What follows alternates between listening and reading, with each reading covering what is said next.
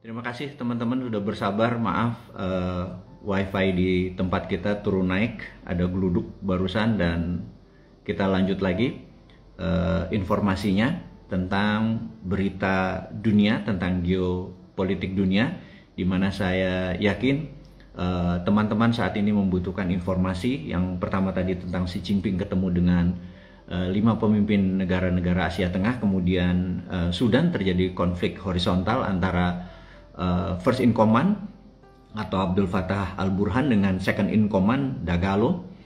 Dia adalah orang nomor 1, nomor 2, yang satunya Menhan, yang satunya Wamen gitu aja, yang satunya pemimpin militer. Dua-duanya tadinya bergabung untuk mengalahkan presiden yang lama di kudeta di tahun 2021. Kemudian terjadi konflik. Yang menarik adalah Abdul Fattah Al-Burhan di belakangnya adalah Amerika, Muhammad Hamdan Dagalo di belakangnya adalah Rusia.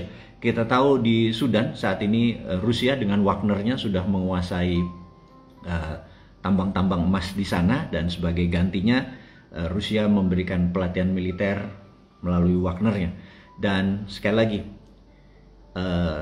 Tiongkok bermain sangat cantik di Sudan, gitu ya. Karena di sebelah Tiongkok ada sebuah negara yang namanya Djibouti. Jadi kalau lihat dari sisi Afrika, laut Red Sea atau Laut Merah itu ada Mesir, ada Sudan, dan ada Djibouti. Dan di Djibouti itulah pangkalan militer Tiongkok terbesar dengan lebih 10.000 personel army yang ada di sana. Sahabat semua, kita menceritakan hal-hal seperti ini bahwa Amerika saat ini lagi dikepung, dan yang mengepung adalah Tiongkok. Ini saya lanjutkan lagi, sekali lagi. Tujuannya ada sahabat semua, adik-adikku, anak-anakku, mengerti geopolitik sehingga waktu 5 tahun lagi Anda memegang negara ini, pada saat 10 tahun lagi Anda memegang negara ini, Anda bukan hanya jago kandang, bukan hanya bisa membangun kekuatan di dalam negeri, tapi di luar negeri kita disegani, gitu ya. Dan kita tahu pada saat 18-19 Mei Xi Jinping bertemu dengan 5 pemimpin Asia Tengah. Apa yang dilakukan oleh Biden? Biden pergi ke Tokyo tanggal 17 Mei, dan harusnya selesai dari Tokyo dia harus ke Papua Nugini. Dan kenapa dia harus ke Tokyo? Karena di Tokyo dia harus ke Jepang, dia harus mengcounter. Kita tahu Tiongkok sangat serius untuk mengambil Taiwan, provinsi. Jadi Tiongkok melihat Taiwan adalah provinsi. Di negara itu disebut one country two system. Jadi country-nya sama-sama China, tapi ada demokrasi yang di Taiwan, dan ada komunis di Cina daratan. Dan ke depan mereka yang menginginkan menjadi one country one system. Sekarang one country two system. Dan cita-cita Tiongkok, one system tersebut adalah provinsi Taiwan akan diambil. Dan banyak yang masih menganggap bahwa nggak mungkin Tiongkok berani perang, military war. Tapi Bosman atau Newman sudah sejak 2-3 tahun yang lalu mengatakan pasti military act atau tindakan militer. Dan sekali lagi, kita harus siap, kita harus mengambil peluang. Dan teman-teman, kita masuk ke rencana Biden ke Papua Nugini, padahal sudah dalam 100 tahun tidak ada pemimpin Amerika yang ke Papua Nugini. Dan ada apa dengan negara-negara Pasifik? Rupanya di Papua Nugini itu ada 18 negara Pacific Island ada bertemu di Papua Nugini.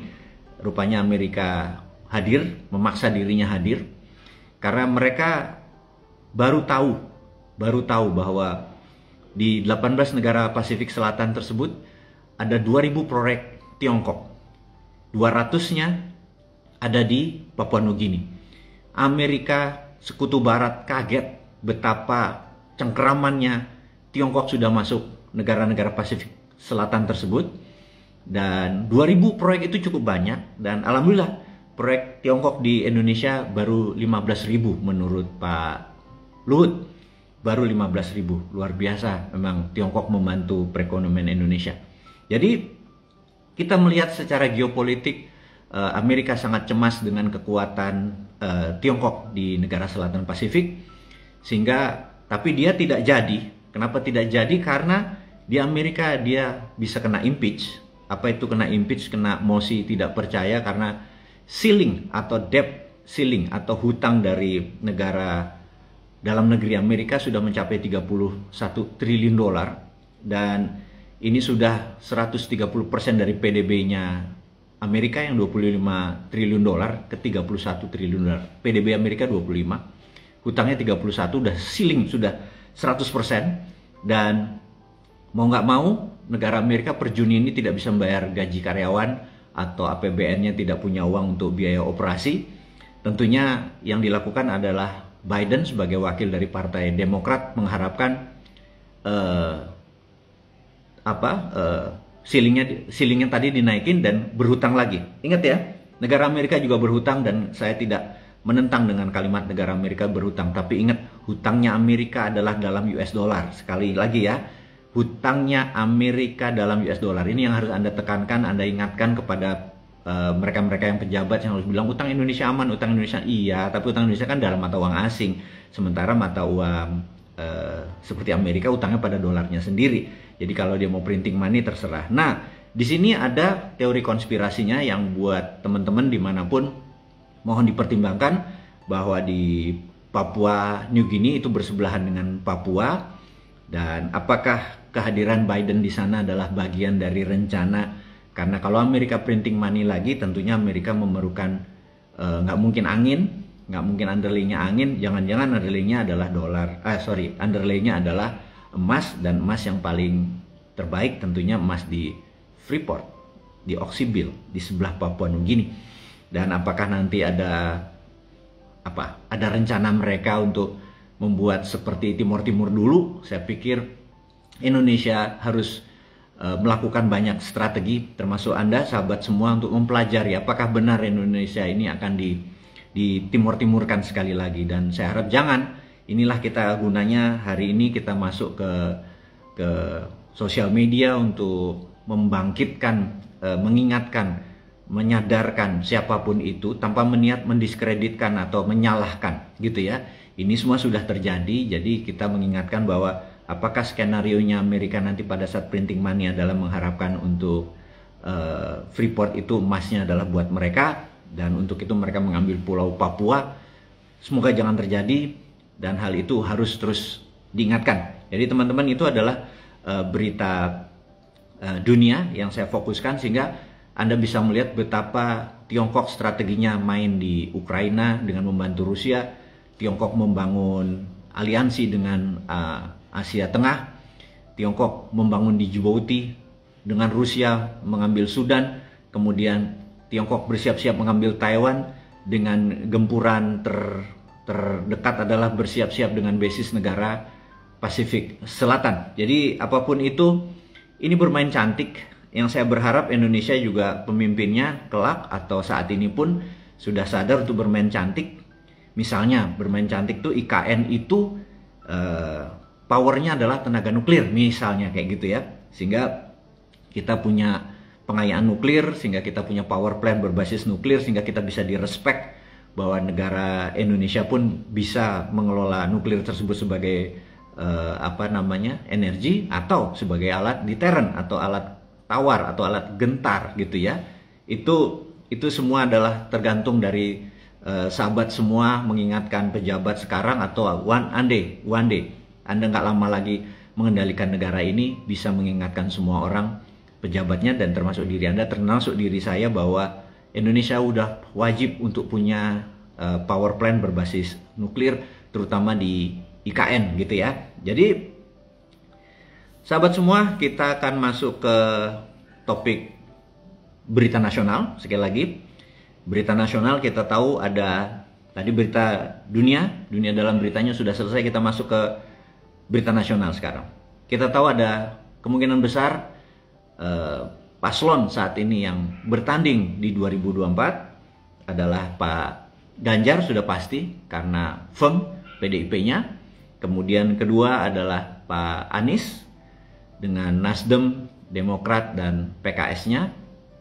Dan mudah-mudahan firm semuanya ya mencalonkan. Dan kemudian ketiga kita bisa melihat Pak Prabowo, itu juga bisa dengan siapapun, dengan Mas Erik apa segala macam bisa, dan sebenarnya bisa 4 paslon, di mana Golkar pun sebenarnya punya power untuk 20% threshold. Jadi sebenarnya bisa 4 paslon sebenarnya, 4 paslon. Tapi kemungkinan adalah 3 paslon, dan kita tahu baik 3 paslon atau 4 paslon pasti 2 ronde.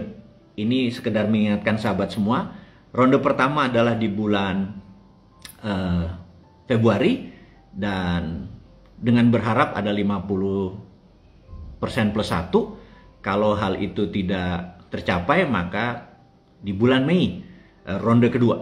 Dan ini kita utak-atik gatuk ya teman-teman ya, maaf sebentar, ini hanya sekedar untuk merefresh teman-teman, bahwa kalau yang masuk babak kedua adalah Prabowo versus Anies misalnya kayak gitu, maka kemungkinan besar Ganjar akan gabung Prabowo gitu ya. Terus kalau yang masuk adalah Ganjar versus Anies, kemungkinan Prabowo yang akan gabung ke Ganjar gitu ya. Dan ada yang menarik, kalau yang masuk adalah Prabowo versus Ganjar, maka kemungkinan besar Anies ke Prabowo gitu ya. Jadi ini adalah utak-atik gatuk supaya Anda memahami semua itu. Dan yang menjadi pertanyaan, new mind di mana? Ini yang ditunggu sahabat semua. Setelah menimbang, setelah memperhatikan, setelah mereview dalam beberapa minggu ini, maka Bosman selaku inisiator dari New Mind Nation, di tahun 2024 ini kita memilih tidak salah satu di antara ketiganya, tapi kita akan berkolaborasi dengan ketiganya. Mudah-mudahan Anies bisa terima Bosman, nggak mungkin ya. Atau Prabowo bisa terima Bosman sebagai wakil, rasanya nggak mungkin juga. Jadi lebih baik siapapun pemimpinnya, nomor 1, nomor 2, nomor 3 nanti yang menang, maka New Mind akan mengajukan salah satu alternatif ekonominya adalah menggunakan konsep-konsep yang kita sudah siapkan, kita sudah prepare. Apakah kita akan tidak membangun IKN? Enggak begitu. Bedanya New Mind dengan yang lain, New Mind tidak pernah terfikir untuk balas dendam. Contoh nih ya, jika New Mind dapat mandat, nggak mungkin mantan presiden kita cawe-cawe, nggak mungkin proyeknya kita tidak lanjutkan. Tetap kita lanjutkan dan ditambah proyek kita. Jadi misalnya New Mind dapat mandat, IKN tetap kita bangun, namun kita akan buat 10 IKN. Kenapa hanya Pasar Penajam saja yang kita bangun? Kenapa nggak bangun di Medan juga, nggak bangun di Sumatera juga, nggak bangun di Sulawesi? 10 yang kita bangun. Itu bedanya New Mind sama non New Mind. Mereka cuma bangun 1, kita bangun 10. Terus ini gimana? Tetap kita kerjain. Kemudian kita nggak dendam, kita nggak takut sama yang lalu. Misalnya mereka pernah buzzernya yang menyerang Bosman, apakah akan dibalikin, akan dipidana? Nggak ada. Kita tetap ampuni mereka, kita nggak pendendam. Itu bedanya New Mind. New Mind itu mikul dur mendem jero. Kita tuh ya udah, ini bangsa kita. Terus hutang bagaimana? Yang 7.600, wes kamu bisa ngutang, wes gak popo. Kita nanti bangun, kita benerin negara ini, kita bayar sahur utangnya dan kita bangun lagi. Itu bedanya kita dengan yang lain. Terus kita nggak pernah cawe-cawe sama mantan, nggak, aman. Nah, beda sama korupsi. New Mind cuma mengingatkan dalam 2 tahun ke depan, tolong Anda yang merasa korupsi, balikin. Ada waktu 2 tahun untuk membalikkan seluruh uang yang Anda korupsi. Anggap seperti tax amnesty. Ini namanya korupsi amnesty. Korupsi amnesty ini Anda monggo silahkan. Anda merasa aku pernah korupsi 10 miliar, balikin. Dah gitu tok. Nama Anda dibungkus rapih. Tidak ada yang tahu gitu ya. Dan ada waktu 2 tahun untuk Anda noto, Anda balikin. Dah, ini ingat. Tapi setelah 2 tahun dari hari hak tersebut, anggap 17 Agustus 2026. Setelah 17 Agustus 2024 misalnya. Begitu 2026, 17 Agustus ke depan, Kalau ternyata ada fakta-fakta bahwa Anda sebagai pegawai BUMN, direksi BUMN, main sama BUMN, sebagai pejabat, Pemda, menteri, atau badan-badan apapun, di departemen, di lembaga-lembaga negara yang pakai APBN, pakai uang rakyat, pakai APBD, di 2 tahun setelah pengumuman, ternyata Anda tidak membalikan. Maka begitu nilainya itu di atas 10 miliar, sorry, kita akan terapkan hukuman mati kepada koruptor, kepada mereka-mereka yang melakukan itu. Jadi bersih-bersih ini selama 2 tahun Anda toto-toto sendiri harta Anda tersebut. Karena itulah kita bilang, kita nggak dendam. Anda nyolong sendiri kok, balikin sendiri. Kita nggak dendam, kita nggak pidanakan Anda, nggak akan balikin memburukkan nama Anda. Nggak ada nama buruk, ke depan tuh benar peace, berdamai kita. Tapi sekali lagi, untuk yang korupsi berbeda. Pokoknya ngaku aja, balikin, dah gitu aja. Tapi ingat, begitu ketahuan di atas 10 miliar habis Anda, gitu ya.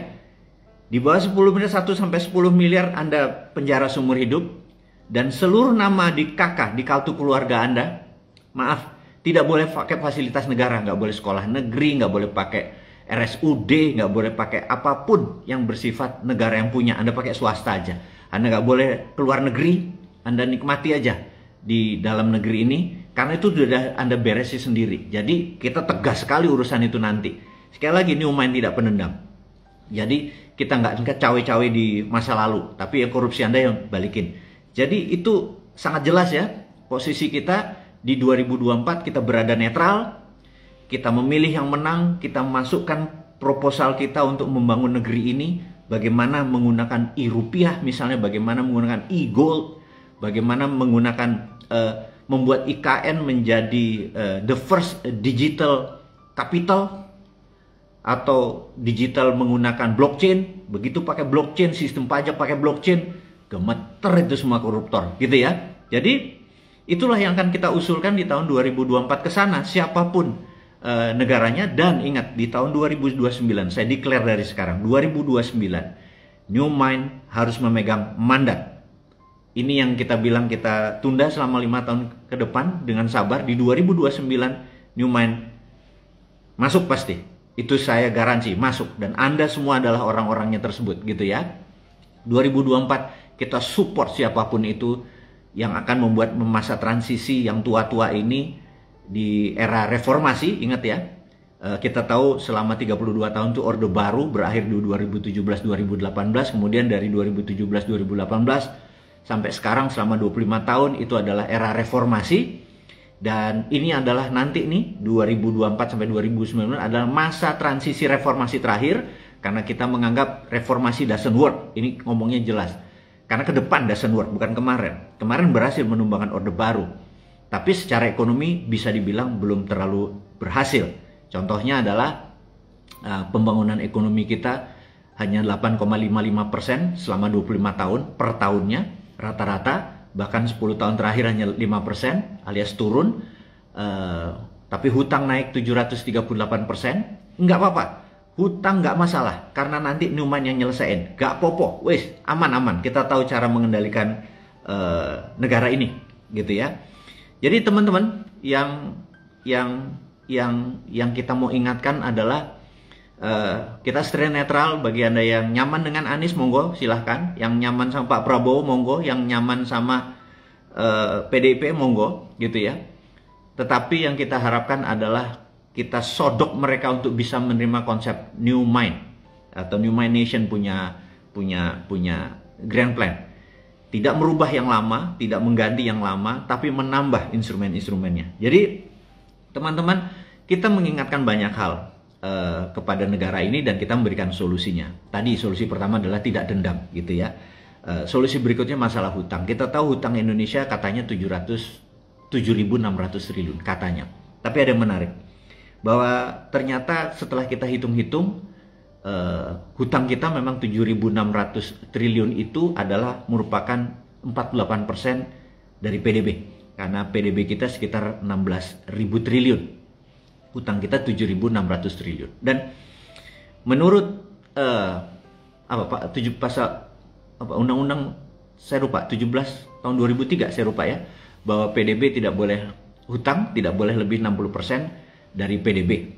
Kalau lebih dari 60% bisa di-impeach tuh negaranya. Tapi ini kita masih 48%. Dan ini ada yang menarik.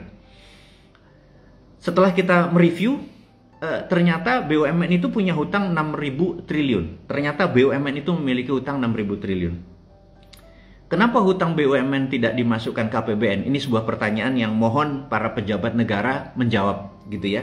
Karena BUMN saat ini di bawah kementerian dengan hutang 6.000 triliun atas nama korporasi, seharusnya itu dicatat di dalam APBN seperti negara-negara lain. Dan kalau 6.000 ditambah 7.600 itu sudah 13.000. Jadi sudah lewat dari peraturan tidak boleh 60% dari PDB. Dan ini genting. Jadi saya pikir ini saya ingatkan. Oke, kita harus tolong negara ini. Kita harus tolong negara ini bahwa kalau 60% hutang dari PDB, kalau 6.000 ditambah 7.600 itu hampir 90% negara kita hutangnya di PDB. Saya tahu excuse atau alasan yang dibuat adalah BUMN adalah korporasi. Tapi BUMN di bawah kementerian. Sehingga harusnya hutang BUMN menjadi tanggung jawab APBN. Dan sekali lagi ini berbahaya. Pak Presiden tolong ingatkan Ibu Menteri Sri Mulyani untuk mengklarifikasi kenapa hutang di APBN tidak dimasukkan hutang BUMN yang seharusnya masuk gitu ya. Dan apapun itu semoga aman, posisinya tidak di-impeach. Dan saya tidak berharap ini ada impeach lagi, saya nggak ingin ada ribut. Toh jabatan sudah 2024 sudah akan berakhir dan semua akan kita kemas dengan indah. Itu yang kita akan membuat negara ini menjadi negara yang baik, tanpa dendam. Dan saya berharap ke depan adalah fresh, semuanya segar, semuanya melihat ke depan, masa lalunya kita tutup. Jadi, dan ada hal yang penting, sekarang kita masuk ke informasi yang saya pikir menjadi sangat penting. Karena salah satu untuk Indonesia berdaulat di tahun 2045 atau 22 tahun dari sekarang adalah kita berharap Indonesia bisa menggunakan e-gold atau transaksi berbasis gramasi emas. E-gold atau gramasi emas ini yang kita berharap adalah Indonesia kalau di Tiongkok punya misalnya dulu ya pakai menggunakan double currency, kita berharap saat ini Indonesia meniru dengan double currency tersebut, yaitu rupiah dan bisa digunakan sebagai alat bayar dan emas bisa menggunakan sebagai alat tukar. Contoh, ada sebuah baju misalnya harganya 200.000 gitu ya, maka di tag price-nya di label harga tersebut ada 200.000 rupiah, di bawahnya 0,2 gram emas. Jadi kalau mereka punya akun atau punya emas, ya udah potong 0,2 gram nih, 0,2 gram gitu ya. Atau dia pakai rupiah, atau dia transfer pakai kris, QRIS ditransfer, atau pakai ATM atau pakai M-banking ditransfer. Dan e-gold atau digital gold juga bisa, dan ini di bawah negara mentransfer lagi 0,2 gram. Dan kalau itu terjadi, saya pikir Indonesia adalah negara pertama di dunia yang menggunakan gold sebagai bukan sebagai reserve atau cadangan lagi atau cadangan devisanya, tapi juga menggunakan alat tukar. Itu yang kita mau promote gitu ya. Nah, kita tahu hal itu mengharuskan negara ekstra berani, sekali lagi ekstra berani. Kita tahu Gaddafi dieksekusi gara-gara ingin negara Afrika menggunakan gold base atau menggunakan gramasi emas sebagai alat bayar. Kemudian kita tahu sewaktu Saddam Hussein menginginkan euro bukan dolar lagi, dan emas sebagai beli itu minyaknya juga dieksekusi. Dan kita harus bermain cantik kali ini, tentunya harus bermain cantik. Kita harus berpihak pada negara-negara yang kuat seperti Rusia dan lain sebagainya. Kita harus main, misalnya kita ikut di BRICS dan lain sebagainya. Itu strategi yang saya harapkan. Dan saat ini sebagai sponsor sebentar, bahwa Dinaran alhamdulillah per hari ini adalah ulang tahun ketiga, dan Dinaran adalah mungkin satu-satunya di dunia sebuah aplikasi yang bisa menggunakan emas sebagai alat tukar, alat bayar tetap rupiah, alat tukar. Jadi saat ini alhamdulillah ada 300.000 nasabah di Dinaran yang sudah enjoy selama 3 tahun ini, dan saya berharap malam ini selamat ulang tahun bagi Dinaran di ulang tahun ketiganya. Semoga terus semangat walaupun ATM-nya masih 1, bercita-cita tahun ini 10 dan mudah-mudahan tercapai 10. Selain ada di seluruh Indonesia, nanti ATM-nya untuk mereka mengambil fisik emasnya juga bisa melakukan gramasi, alat tukar emas ini semakin berjaya. Dan ekosistem emas mudah-mudahan bisa diterima di seluruh Indonesia, sehingga nanti di 2045 bukan hanya Indonesia yang memegang gramasi emas, tapi di ASEAN atau bahkan mungkin 50% transaksi dunia sudah bisa menggunakan emas. Itu adalah salah satu usulan dari New Mind untuk menggunakan emas sebagai alat tukar. Sekali lagi, bukan alat bayar. Rupiah adalah tetap menjadi alat bayar. Ini menjadi alat tukar, dan ini akan menjadi pembawa keadilan, karena kita tahu harga emas dimanapun sama. Saya cuman bermimpi suatu hari Anda datang ke Saudi, ingin membeli barang di Saudi, Anda nggak usah tukar ke mata uang Saudi, ke real misalnya, tapi Anda lihat ada berapa emas gramasinya, tukar gramasinya. Anda datang ke Paris, Anda melihat tas di sebuah etalase yang sangat mewah, harganya misalnya 1.000 euro gitu ya, Anda nggak usah tukar sama euronya. Ada gramasi emasnya, katakanlah gramasi emasnya adalah sekitar 20 gram gitu ya. Ya udah, ada transfer aja gramasi emasnya.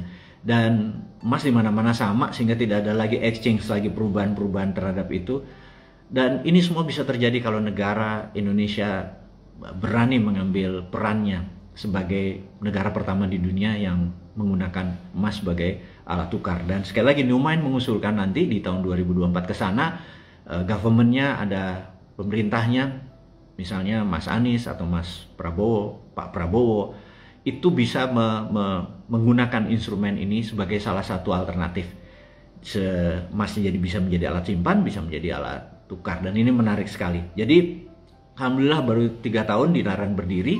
Kalau Dinaran mau diambil pemerintah sebagai instrumen badan usaha milik negara, saya bilang saya akan memberikan itu semua untuk negara. Untuk Indonesia apa sih yang nggak kita kasih? Kita ini mencintai negara ini sampai tumpah darah terakhir kita mencintai, dan kita tetap ingin negara ini utuh ke depannya. Jadi sahabat semua, kita berharap ditanya New Mind ini usulannya apa lagi? Kalau lo cuman tadi mengkritik hutang, mengingatkan tentang luar negeri gitu ya, apalagi?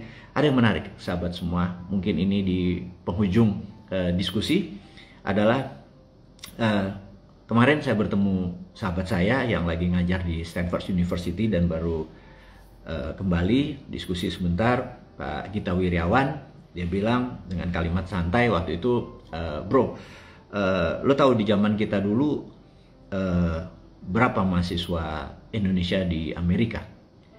Maka kebetulan kita hanya beda 2 tahun di kampus dulu. Dia lebih senior tentunya, terus tapi ilmunya ya, kalau umurnya beda 2 tahun tapi ilmunya jauh di atas saya.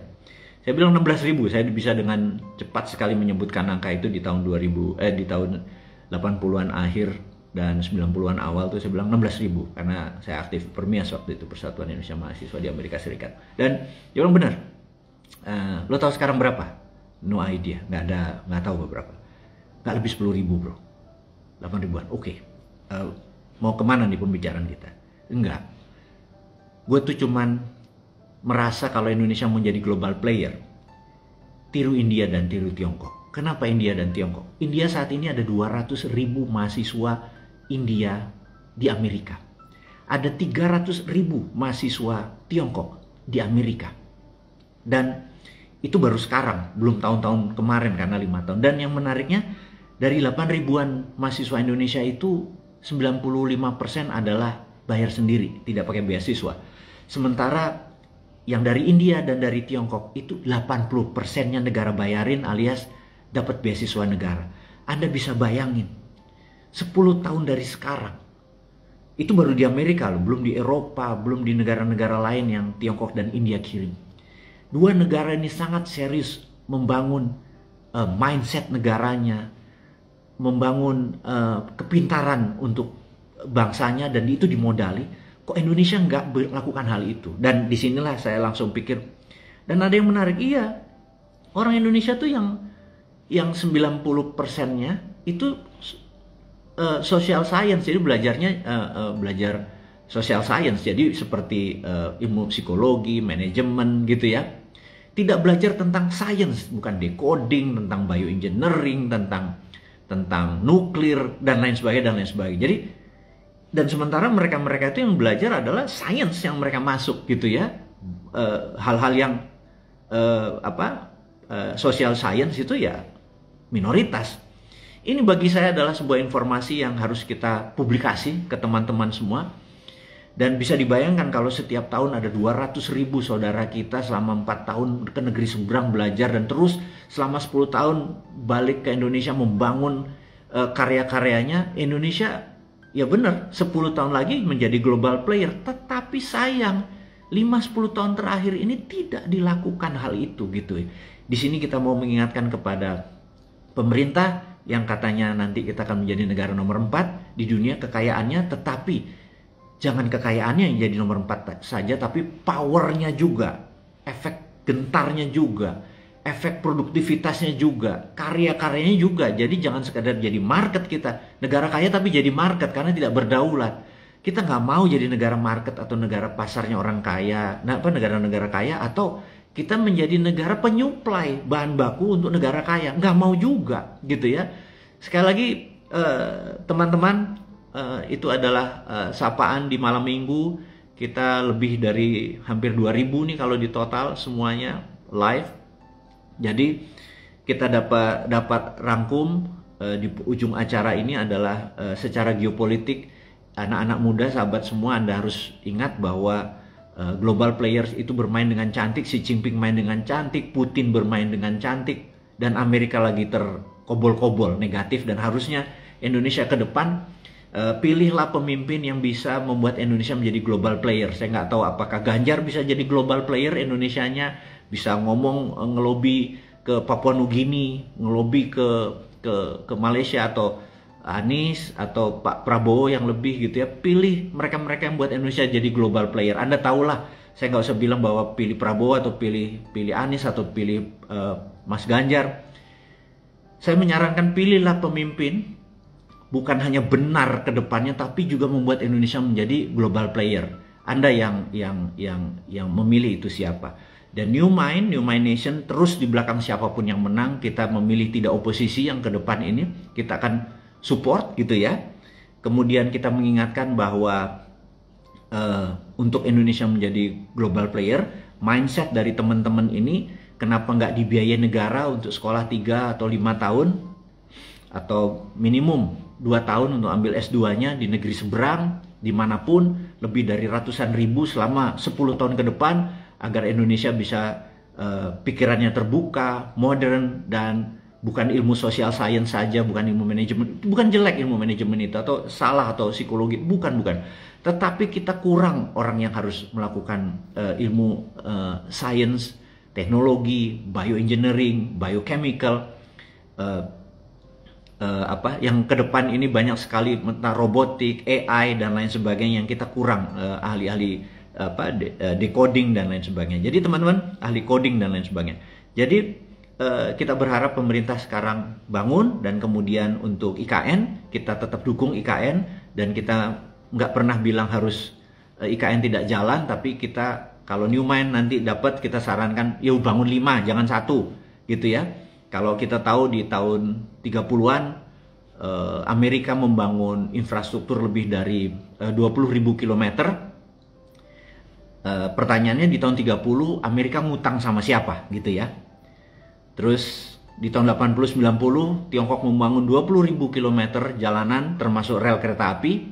Di tahun 80-90 Tiongkok ngutang sama siapa? Itu aja pertanyaannya. Coba kita renungkan ya, ngutang sama siapa. Nah, IKN ini kalau Indonesia mau membangun seperti Tiongkok di tahun 80-90, seperti Amerika di tahun 30-an, infrastruktur dan bangunan jaringan kota ini, kenapa Indonesia nggak niru? Ngutangnya pakai dolar, kalau di Amerika si Tiongkok ngutangnya pakai yuan, ya kenapa kita nggak ngutangnya pakai rupiah gitu ya? Kenapa ngutangnya pakai dolar? Ya udah ngutangnya pakai rupiah gitu. Ya sekali lagi Anda coba renungkan, ya mosok mereka bangun pakai dolar negara, ngutang pakai mata uang negara asing gitu ya. Jadi kalau IKN ngutang pakai rupiah gimana? Ya 5 IKN yang kita bangun. IKN di Indonesia itu dibangun dan saya sarankan IKN untuk menjadi the first digital capital atau negara berbasis digital pakai blockchain, bukan hanya gedungnya doang yang megah tapi infrastrukturnya juga kuat. Dan salah satu saran adalah menggunakan power plant berbasis nuklir sehingga kita bisa punya pengayaan nuklir, kita punya nuklir sebagai deterrent faktor penggentar gitu ya, sehingga kita direspek oleh semua negara. Dan saya berharap pemimpin yang baru nanti adalah orang-orang yang benar-benar gigih membangun negara ini menjadi negara berdaulat, untuk tidak dendam dengan masa lalu. Kita adalah beda sekali, bahkan buzzer-buzzer pun kita ampuni. Sekali lagi, kecuali koruptor, kita minta 2 tahun untuk balikin uangnya, kalau tidak hukuman mati loh gitu ya. Ini yang harus kita tekankan. Inilah saran dari New Mind, inilah musyawarah rakyat dari New Mind Nation.